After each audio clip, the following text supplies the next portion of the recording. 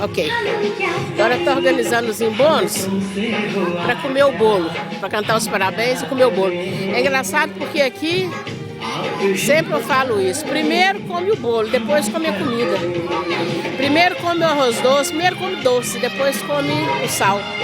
Não adianta falar que a gente...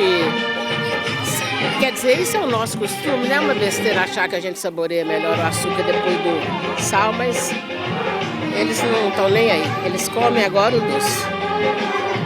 Os meninos adoram, né? Quem não gosta? Depois da gente brincar tanto aqui, ai, tô exausta. E brincar, como é que fala? Chegou até um Papai Noel ali, ó. Depois de brincar tanto, um açúcarzinho vai cair bem. O professor tenta pôr os pequenininhos na frente. Olha o bolo. Quer ver a cara dele.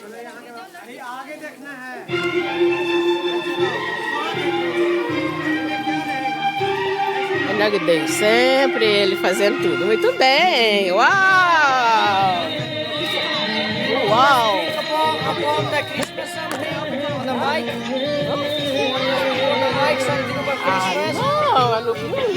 you are the boss. Yes, but I don't know what to speak.